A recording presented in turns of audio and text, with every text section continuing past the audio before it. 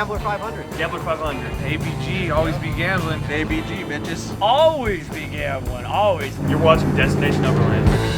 About this poker trail, all washed up in rough hell. Trust get stuck with who's gonna get on. Have some fun now, partner Adam, I'll take you to those mountain tops. Ain't no thing that I can fucking just get dirty, but I'll be found again. I'm overlanding.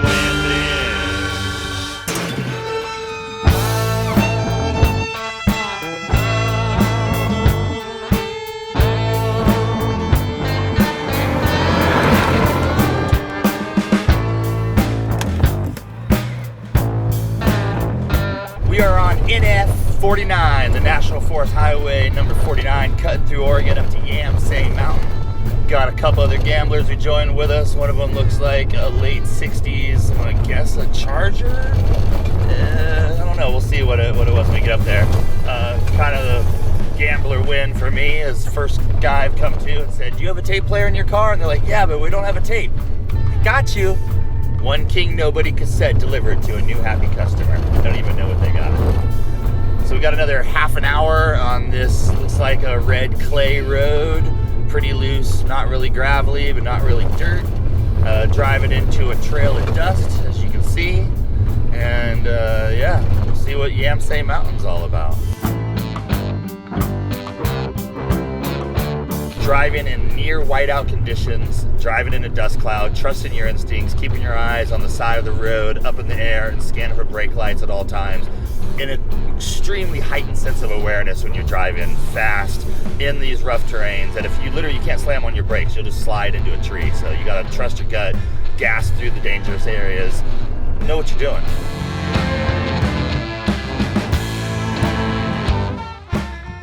What is this car, by the way? I was guessing 68 Charger. No, it's actually a 68 LTD. It is 68. Galaxy. I 68. was going to say Fairlane was the other thing I was thinking. Yeah. Taillights, okay, Galaxy. It's what's left of an LTD, so we'll call it a Galaxy. There you go. I have a real penchant for old automobiles, and this 68 LTD really hit the buttons. The right amount of patina on that original paint scheme, and no cuts to the fender wells to fit those big tires in. Well done, guys. Had a great view, got a nice lay of the land. Then it's off for the next part of the journey, another remote hilltop. Came across a few other gamblers on the road, trying to put some water in their cars. It was overheating. But other than that, we were on our own, braving new trails on this road up the hill. What was kind of a road, till all of a sudden there are just trees growing out of it. Everyone's a gambler. I'm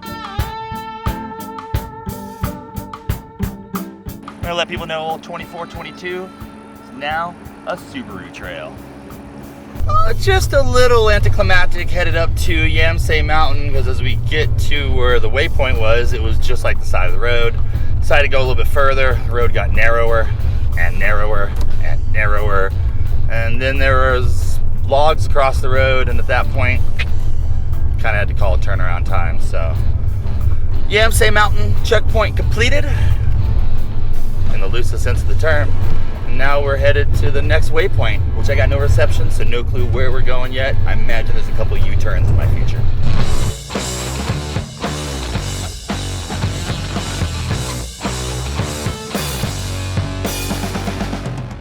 Another part of the journey here at the Gambler 500 is trail cleanup.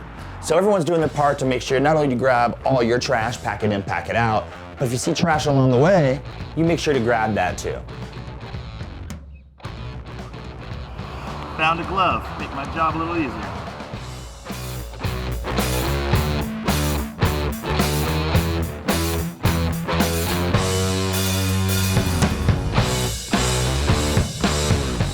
Not a bad haul.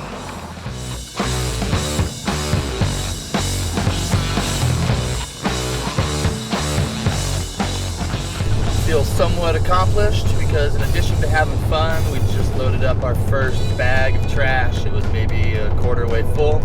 So here we are, day 2, 1 p.m., dropping off our first bag of trash. I'd say probably about 20-25 pounds, so nothing really to write home to mom about, but Smokey the Bear would love it. And remember, only you can prevent forest fires. I mean, literally. They cut Smokey the Bear's funding, so it's all on you guys. Thank you.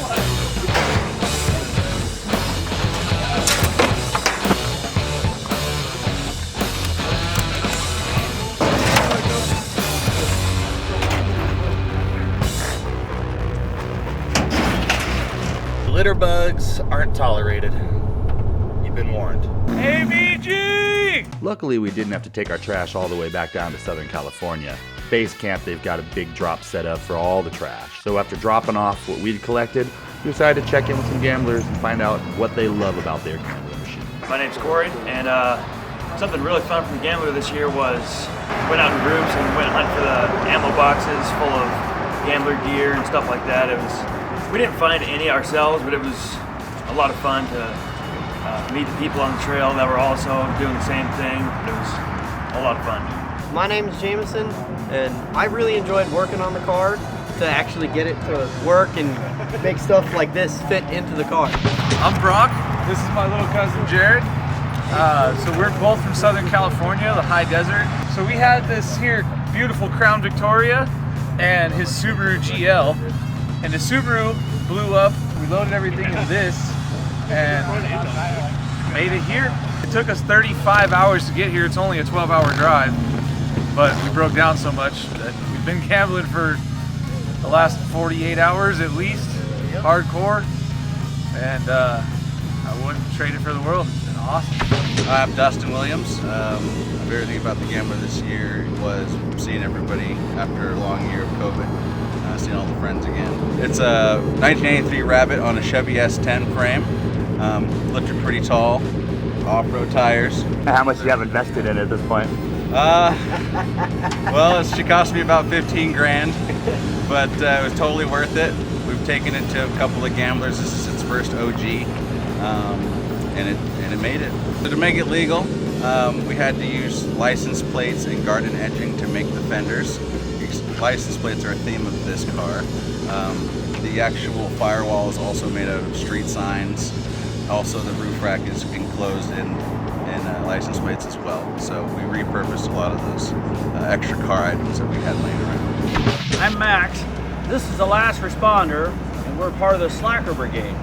This is the 1961 Seagraves fire truck. It was a cab-over, round-nose fire truck. I bought it because of the engine, 871 supercharged diesel engine, two-stroke. They don't make them anymore.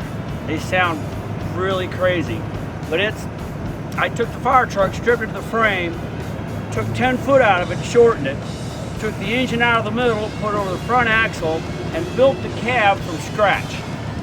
I had a W900 that wrecked, big semi, and I used the door frames, but the cab was built out of an elevator box and electrical panels. Then I took the fire truck bed, cut it in half, and stuck it on there, and I literally have Grandma's hide-a-bed couch in the back.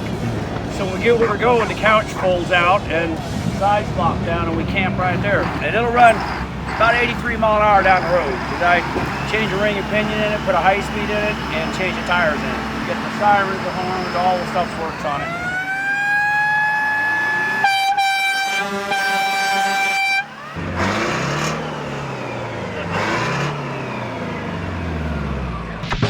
We met some great people. We had a lot of fun. We had our recoveries, we had our tragedies, we had our drama. Really, what more can you ask for? It was a great time with some great people, just doing great things. Gambling.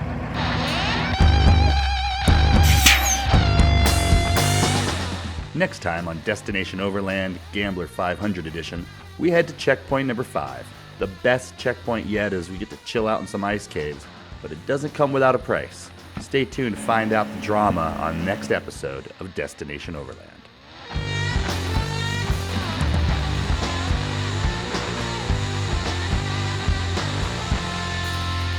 I'm overland.